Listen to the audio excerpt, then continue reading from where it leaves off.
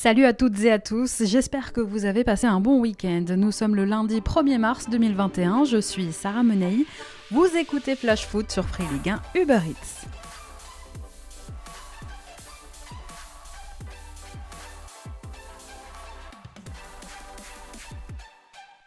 Lorsqu'un arbitre décide d'être la star du soir, l'arbitrage vidéo doit lui remettre les pieds sur terre. La VAR sert à ça, non ? Elle doit normalement pallier aux erreurs humaines.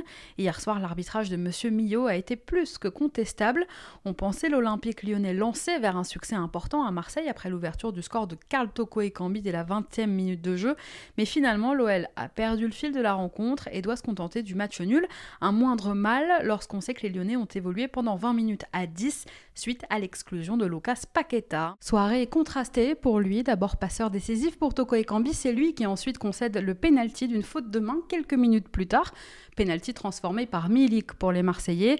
Paqueta prend un jaune pour ça, puis finalement aux alentours de la 70e minute, il fait une grosse faute sur Dimitri Payet et prend un deuxième jaune, synonyme de rouge. Mais c'est pas ça le problème, c'est ce pénalty accordé aux Marseillais par Benoît Millot qui fait parler aujourd'hui. Le ballon touchait d'abord le ventre de Paqueta, d'ailleurs il avait même une marque sur le ventre, avant de rebondir sur sa main. Alors la règle aurait pu faire valoir que cette main, touchant d'abord le joueur avant de rebondir sur une main, était donc totalement involontaire. Monsieur Millot aurait pu considérer qu'elle ne se sifflait pas, mais voilà, tout dépend encore une fois de l'interprétation de cette règle. Le VAR n'a pas bronché, et surtout que derrière une main flagrante de Yuto Nagatomo dans la surface marseillaise n'était-elle pas sifflée ? Résultat, Lyon perd des plumes dans cet Olympico et les décisions de Monsieur Millot ont beaucoup fait parler en après-match, à l'image de Juninho. Le directeur sportif lyonnais s'est arrêté en zone mixte. Moi, comme j'ai démarré ma nouvelle vie comme directeur sportif, je dis moi-même, il ne faut pas faire des fois comme je faisais comme joueur sur le terrain. Il fallait pas parler de l'arbitre, mais c'est encore une autre fois. Donc contre Nîmes, il y a eu une pénalty pour nous, on a fait match nul. Encore contre Marseille, le match aller, il y a un but de Yossem qui s'est refusé. Contre Metz, le but de Karl, refusé aussi. Et c'est soit ça touche la main de Paqueta, mais ça touche le ventre avant. C'est-à-dire que tu ne peux pas donner un carton jaune aussi. Et même il y a beaucoup de doutes. Et après, on a vu tous, il y a la main à Nagatomo aussi, donc c'est l'arbitre qui décide la rencontre. On a vu qu'il est beaucoup souri, je pense qu'il a s'amusé un peu. Marseille a fait un bon match aussi, ça a été dur. Les premières 30 minutes, ça a été pour nous le premier mi-temps. Après, on a baissé le rythme, on a laissé Marseille récupérer un peu la bataille de milieu, je dirais. La deuxième mi-temps, à partir du moment que Paqueta il a pris le rouge, ça a été dur de jouer, mais les joueurs ils ont fait beaucoup d'efforts physiques. On a eu 2 ou 3 contres qu'on pouvait terminer au milieu des actions, mais bon, on part avec un point, mais surtout, c'est pas la première fois. Je répète, donc c'est plusieurs fois que les arbitrages sont beaucoup, ça rate beaucoup contre nous. Et puis d'ailleurs on le verra, mais c'était vraiment pas le week-end de l'arbitrage. Alors les Lyonnais n'auront pas le temps de cogiter. Mercredi, ils accueillent le Stade Rennais à 19h. Un Stade Rennais orphelin de coach puisque Julien Stéphan a démissionné. On en reparle aussi dans un court instant. Et puis l'autre fait marquant quand même ce week-end, puisqu'on s'est quitté vendredi soir, elle concerne justement l'autre équipe de cet Olympico. C'est à Marseille la passation de pouvoir entre Jacques-Henri Hérault et Pablo Longoria et l'officialisation de l'arrivée de Jorge Sampaoli qui devrait donc remplacer Nasser Largué dans les tout prochains jours. Les supporters marseillais auront finalement eu gain de cause, Hérault est parti, et c'est donc celui qui est apprécié des supporters et qui était jusqu'ici directeur sportif du club qui le remplace, Longoria. Ce sera une semaine chargée pour l'OM, puisque le propriétaire du club, Franck McCourt, est attendu à Marseille demain. Sampaoli devrait lui arriver mercredi ou jeudi sur la Canebière. Allez, tout de suite, on fait le point sur les rencontres du week-end et tout ce qu'il ne fallait pas manquer de cette 27e journée de Ligue 1.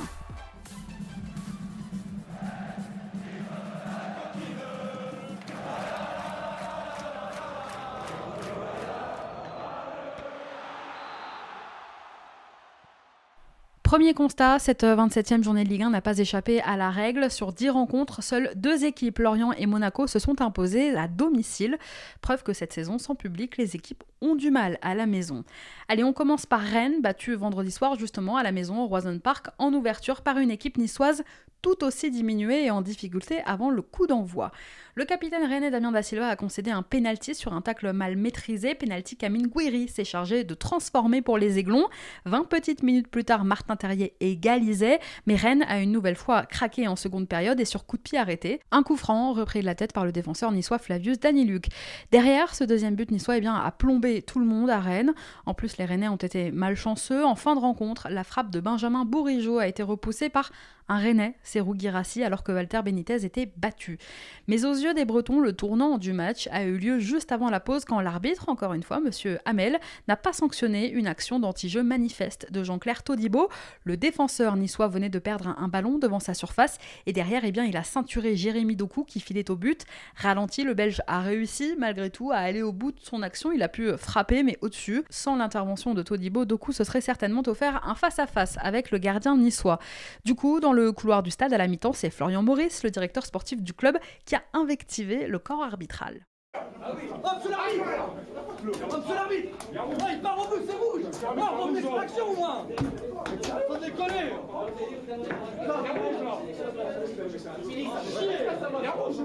Sans déconner, les arbitres! C'est tout! Il part au but! Il tombe pas parce qu'il joue le jeu! Et en plus, il y a rouge! Il est sanctionné! Ça change tout! Ça change tout! Il y a carton rouge! Ça change tout!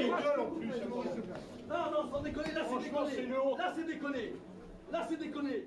En conférence de presse après la rencontre, Julien Stéphan est lui aussi revenu sur la décision de M. Hamel. J'ai pas l'habitude de m'arrêter sur les décisions arbitrales, mais puisque tu me poses la question sur ce que j'en pense, je pense qu'il y a un mauvais jugement de la part de l'arbitre, qui a très clairement faute, que ça annule une action manifeste de but, une occasion de but, très claire, parce qu'il y a un face-à-face avec le gardien, et que ça doit être dans ce cas-là carton rouge. Et c'est pas parce que Jérémy ne tombe pas qu'il y a faute, il le ceinture, voilà. Donc c'est une mauvaise décision pour moi. Score final donc 2-1 pour l'OGC Nice qui réussit un gros coup. Cette victoire fait remonter les Aiglons à la 12e place aujourd'hui du classement. Le Stade Rennais, lui, s'enfonce. Il a concédé vendredi soir sa 4e défaite consécutive. Les Bretons n'ont finalement gagné qu'un seul match en 2021, toutes compétitions confondues. Une dernière victoire qui remonte au 17 janvier dernier contre Brest. Les Rennais qui aspiraient à décrocher une place européenne sont largués avec 7 points pris seulement sur les 9 dernières journées de championnat. Au lendemain de cette défaite contre Nice, le président rennais Nicolas Olvec et son directeur sportif Florian Maurice, mais aussi plusieurs joueurs ont échangé avec une trentaine de supporters rennais samedi après-midi à la Piverdière. D'ailleurs, je le disais donc tout à l'heure, Julien Stéphan a démissionné, on l'apprend aujourd'hui. Le coach breton a proposé donc sa démission ce week-end à ses dirigeants, ils l'ont accepté. Arrivé en décembre 2018 pour remplacer Sabri Lamouchi, Julien Stéphan a donc décidé de partir près de 2 ans après, incapable d'enrayer en ce moment la très mauvaise série de son équipe.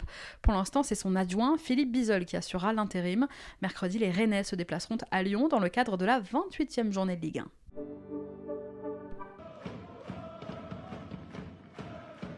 Vous les avez entendus, les Ultramarines étaient venus chanter leur colère samedi après-midi sur le parvis du Matmut Atlantique avant le coup d'envoi de la rencontre entre Bordelais et Messins.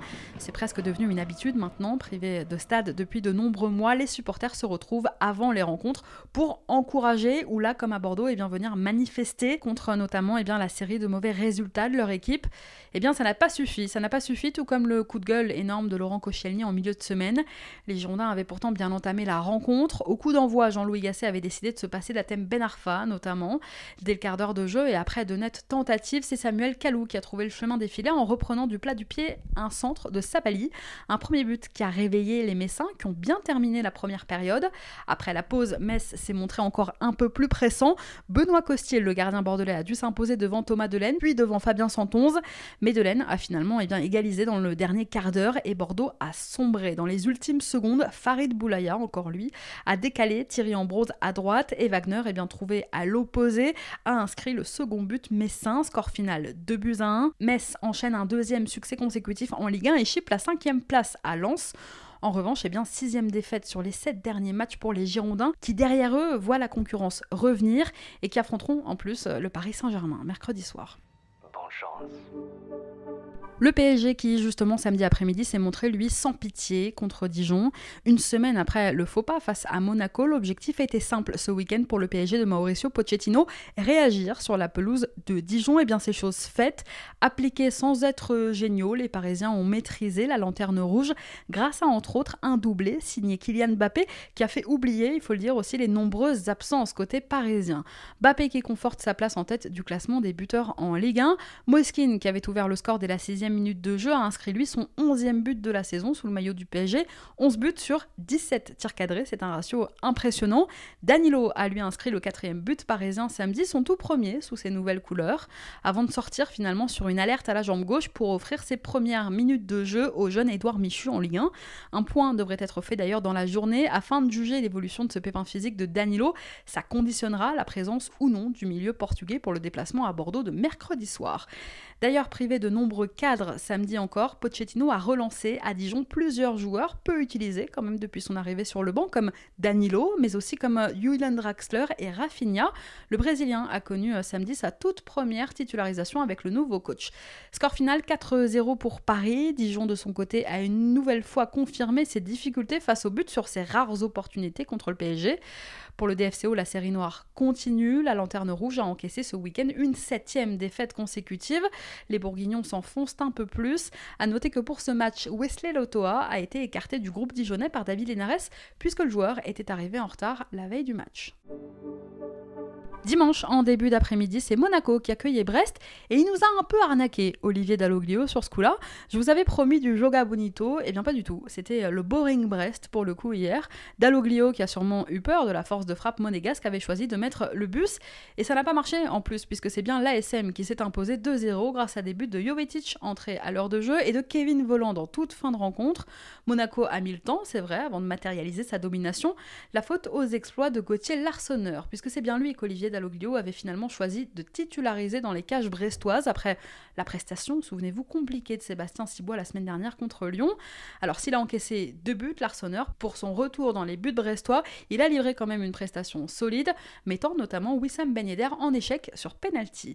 Score final quand même 2-0 pour Monaco qui maintient la cadence. Monaco enchaîne une 10e victoire en 12 matchs de Ligue 1 et est toujours invaincu en 2021.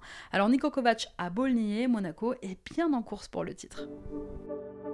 Hier après-midi, sous le soleil nîmois, c'est le Nîmes Olympique qui a arraché le point du nul face à Nantes. C'est la fin d'une petite série pour les Crocos qui ont terminé la rencontre à 10. Au coup d'envoi, nouveau poste pour Captain Ripard qui a démarré la rencontre en pointe. C'est simple, depuis qu'il est passé pro chez les Crocos, Ripard il a joué à tous les postes. C'est vraiment le couteau suisse nîmois, il porte bien son surnom. Il lui manque plus qu'à évoluer soit en charnière centrale, soit dans les cages. Qui sait, peut-être qu'un jour ça arrivera. Dans ce match couperé entre deux équipes qui luttent pour leur survie en championnat, les Nantais avaient pris l'avantage par Ludovic Blas juste avant la demi-heure de jeu, mais les Canaries se sont fait reprendre en toute fin de rencontre sur un but de Moussa Koné. Invaincus depuis l'arrivée d'Antoine Camboiré sur le banc, les Nantais peuvent aujourd'hui remercier quand même Alban Lafont qui a permis aux Canaries de conserver ce nul avec plusieurs parades décisives en fin de rencontre. Le score donc en restait là, un partout, un nul qui n'arrange finalement personne. Nîmes, 18e au classement, conserve son point d'avance sur des Nantais qui plongent eux à la 19e place, puisque Lorient s'est imposé face à Saint-Etienne. On voit ça dans un instant. Et oui, dans le même temps, Lorient a arraché la victoire au Moustoir face à Saint-Etienne. Menés 1-0, les hommes de Christophe Pélissier ont une nouvelle fois montré une certaine force de caractère. En première période, c'est Harold Moukoudi qui ouvrait le score pour les Verts sur corner, mais Armand Lorienté d'un magnifique coup franc égalisé pour les Merlus en seconde période. Lorienté, il était à deux doigts de nous lâcher un... 20 minutes plus tard, Lorienté encore lui offrait même la victoire aux siens en toute fin de rencontre. Score final 2-1, un résultat qui permet à Lorient de sortir de la zone rouge, alors que la SSE a ce week-end donc chuté à la 16e place au classement. Au même moment, au stade Raymond Kopa, Angers et Lens s'affrontaient pour un match de première partie de tableau. Le SCO menait déjà 2-0 après 10 minutes de jeu grâce à des buts de Loïs Diony et de Thomas Mangani sur penalty, mais les Lensois revenaient grâce à Jonathan Klaus avant l'égalisation tardive d'Arnaud Kalimwendo dans le temps additionnel. Score final 2-2, après 6 matchs sans défaite, toutes compétitions confondues, le RC Lens s'est fait peur mais évite la défaite sans toutefois récupérer sa 5e place. Les Lensois sont en effet 6e aujourd'hui. À l'issue du week-end, le SCO conforte lui sa 10e place, mais le résultat ne les satisfait pas. L'entraîneur angevin Stéphane Moulin était déçu forcément à l'issue de la rencontre. Pour reprendre ses mots, c'était un match nul qui sentait la défaite pour Angers hier. Reims et Montpellier se sont eux aussi quittés sur un match nul hier. Quelques bonnes occasions n'ont pas suffi aux Montpelliérains pour trouver la faille. Une première période assez poussive et quelques occasions notamment en seconde période pour Montpellier avec une frappe retournée de Gaëtan Laborde. Mais le gardien Rémois Rajkovic a sauvé les siens, tout comme Jonas Omlin finalement, qui lui aussi a sauvé les Montpelliérains avec une parade sur une frappe du Rémois Mathieu Cafaro. Score final donc 0-0. Montpellier enchaîne un 5e match consécutif sans défaite et reste 8e au classement à l'issue du week-end. 3e match consécutif en Ligue 1 pour Reims qui reste 13e aujourd'hui au classement. Hier, en fin d'après-midi, c'est Lille qui s'est fait une frayeur. Dans les 5 dernières minutes du temps réglementaire, le capitaine José Font a répondu à la très belle ouverture du score strasbourgeoise de Ludovic Ajorc. Les Lillois ont longtemps couru après cette égalisation face à un Racing très bien organisé. Score final 1-1, les nordistes restent leaders avec 2 points d'avance sur le Paris Saint-Germain, mais ils ont sérieusement manqué de tranchant hier et peuvent surtout aujourd'hui remercier Mike Maignan qui les a sauvés à plusieurs reprises jusqu'à cet ultime arrêt devant Habib Diallo au bout du temps additionnel. On revient dans un instant justement sur la performance de Maignan puisque c'est pour nous notre coup de cœur du week-end. Bon, le Racing a quand même été très solide face au leader de la Ligue 1. Une info, Thierry Laurey a manqué la seconde période de la rencontre. À peine revenu sur son banc à la pause, l'entraîneur strasbourgeois a eu de soudains maux de ventre. Il a préféré revenir au vestiaire pour se reposer et même être examiné par un médecin. Il va mieux, Thierry Laurey, il a pu diriger ce matin l'entraînement du Racing. Enfin, je vous le disais, en clôture, ce sont l'OM et l'OL qui se sont neutralisés au Vélodrome. Alors on fait point sur le classement. Maintenant, Lille reste bien leader à l'issue de cette 27e journée. Mais je le disais, le grand vainqueur du week-end, c'est quand même le Paris Saint-Germain qui revient à 2 petits points du LOSC. L'OL chute à la 3e place du classement à 1 point des Parisiens. Monaco 4e met toujours autant la pression sur ses prédécesseurs. En bas de tableau, Lorient passe devant Nîmes et Nantes pour sortir ce week-end de la zone rouge. 17e, les Merlus précèdent Nîmes d'1 point. Nantes chute à la 19e place et Dijon reste lanterne rouge à l'issue du week-end. Sachez qu'il y aura une journée en milieu de semaine, 10 matchs mercredi soir qui compteront pour la 28e journée Ligue 1. Ce sera juste avant une semaine de trêve internationale. Allez, on passe à notre déclat du jour. Elle est signée Morgane Sanson.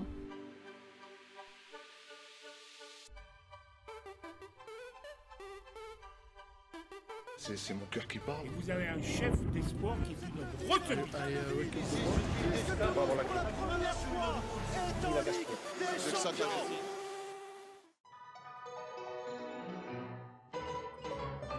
La vieille rengaine que l'on croit fanée. Transférée en première ligue à Aston Villa cet hiver, Morgane Sanson a découvert un nouveau football, mais surtout de nouvelles méthodes de travail. Il s'est confié ce week-end à nos confrères de Canal+. Et pour le milieu de terrain français, il y a une grosse différence entre les championnats anglais et français. Je le cite, en termes d'intensité, de volume de travail, on est largement au-dessus. Même à côté des entraînements, c'est un monde au-dessus en Angleterre. Je pensais bien travailler en France, mais j'ai été surpris ici. Dans le championnat, il y a beaucoup plus d'intensité, beaucoup plus de courses. Comparé à la France, il n'y a pas du tout de temps mort. Voilà ce qu'a expliqué donc hier l'ancien joueur de l'OM. Encore un, bah ouais, parce que c'est pas vraiment une surprise, puisque c'est ce qu'ils disent tous dès qu'ils quittent la Ligue 1. Allez, on vous partage notre coup de cœur de la semaine dans Flash Foot. Tu le sais, je te l'ai dit dans la colline. Je t'aime d'une façon que c'est pas possible de le dire. Et tout le temps je te vois, tout le temps je te parle. Bon, j'ai vendu la mèche, le coup de cœur cette semaine, il est donc pour Mike Maignan. Sans lui, Lille aurait peut-être pu ce week-end perdre son fauteuil de leader de Ligue 1. Décisif, je le disais, face à Strasbourg, Mike Maignan a réalisé 2 énormes arrêts à 2 moments importants du match. 2 arrêts qui ont clairement permis aux Lillois de ne pas perdre cette rencontre. Son entraîneur d'ailleurs l'a dit, Mike a été l'un des meilleurs joueurs du match, il a su nous maintenir dans la rencontre. Ce sont les mots de Christophe Galtier hier après le match. Arrivé à Luchin il y a 6 ans maintenant, Maignan est aujourd'hui le joueur le plus ancien de l'effectif lillois. Le gardien formé au Paris Saint-Germain a bien grandi, il a mûri aussi. À 25 ans, le dernier rempart de la meilleure défense de Ligue 1 réalise sans doute l'une de ses plus belles saisons au LOSC. Et quelle saison! À 11 journées de la fin maintenant, si Lille peut toujours rêver du titre, eh bien Mike Maignan n'y est pas pour rien. Merci à tous d'avoir été avec nous, c'était Sarah Menei. Vous écoutiez Flash Foot, on se retrouve demain.